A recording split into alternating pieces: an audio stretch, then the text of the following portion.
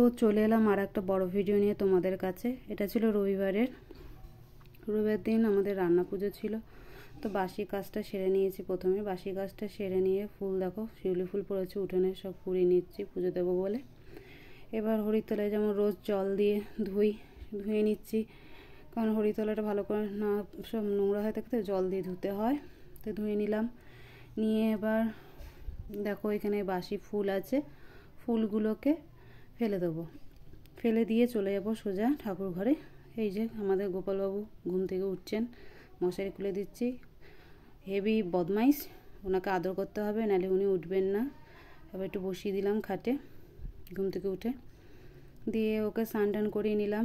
নিয়ে আমার এদিকে পুজো প্রায় শেষের দিকে দেখো ঠাকুরদের খেতে দিয়ে দিয়েছি, পুজো টুজো দিয়ে প্রায় কমপ্লিট। এবার গোপালকে খাইয়ে নেব, খাইয়ে নিয়ে রান্নাঘরে সোজা চলে এলাম। চা করে নিলাম, চা করে চাটা এবার বেড়ে নেবো, নিয়ে চাটা খেয়ে নেবো। খেয়েই রুটি করতে চলে এলাম। রুটি আর পটলের তরকারি করেছিলাম সকালবেলা। তো সকালে টিফিনটা খেয়েই জমিতে চলে এলাম কলা পাতা কাটতে, কারণ রান্না পুজো কলা পাতার দরকার হয়। অনেক রকম ভাজাভুজি হয়, তো নুন হলুদ মাখিয়ে রাখতে লাগে, তারপর ভাত ঠান্ডা করে হাঁড়িতে তুলতে লাগে, এই জন্য কলা পাতাটা দরকার। তারপর আমরা ওই দিনে কলা পাতায় ভাত খাই। ভাত খাওয়ার জন্য অনেক কটাই পাতা কেটেছি, তার মধ্যে আর জোকের উৎপাত, যার জন্য আমি জমিতে যেতেই চাই না। কিন্তু মাও সেদিন আসতে পারেনি, ও সেদিনকে একটু ব্যস্ত ছিল, তাই আমাকেই আসতে হয়েছিল।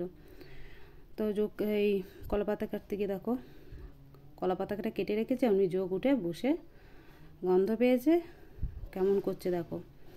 দিয়ে এসে বাড়িতে চলে এসে দেখছি মা আনাজ করতে শুরু করে দিয়েছে। আর এটা হচ্ছে আমাদের দুপুরের মেনু, ডাল সেদ্ধ, আলু ভাতে ঘি। এবার দুপুরের খাবারটা খেয়ে স্নান করে নিয়েছি।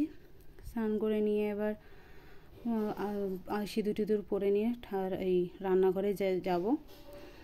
আর এবারে প্রায় 1:30 বেজে গেছে। অন্যবারে তো 2-2-2:30টার সময় রান্নাঘরে ঢুকি, যেহেতু আলু ভাতে ডাল সেদ্ধ করেছিলাম। কেননা প্রত্যেকবার দুপুরবেলা রান্না করা হয়, ডাল তরকারি ভাত এসব খাওয়া হয়, এবারে করিনি বলে সেদ্ধ ভাত করেছি বলে তাই 1:30টার মধ্যে হয়ে গেছিলো। তো দেখো এবার রান্না করে চলে এসেছি। এসে সব ভাজাভুজিগুলোকে মানে নুন হলুদ মাখাবো।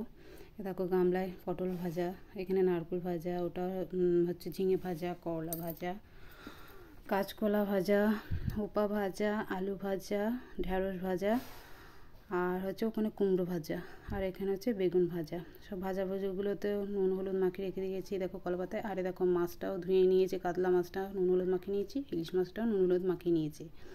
এইটা হবে অম্বল, মানে টক মাছের মাথা দিয়ে। আর এদিকে দেখো ডাল সেদ্ধ বসিয়ে দিয়েছি অল্প জল দিয়ে, যেহেতু 2 রকম ডাল হবে, শুকনো ডাল আর ঝোলা ডাল, এই জন্য অল্প জল দিয়ে সেদ্ধ বসে। আর এদিকে উলটা সেদ্ধ করে দিয়েছি, উলের ফুলুরি হবে বলে। প্রথমে আগে উলের ফুলুরি করে নিয়েছি, এখন হোপা ভাজাটা দিয়েছি। দেখো মোটামুটি ভাজাগুলো কমপ্লিটের দিকে। আর এদিকে মাও মাছগুলো ভাজতে শুরু করে দিয়েছে।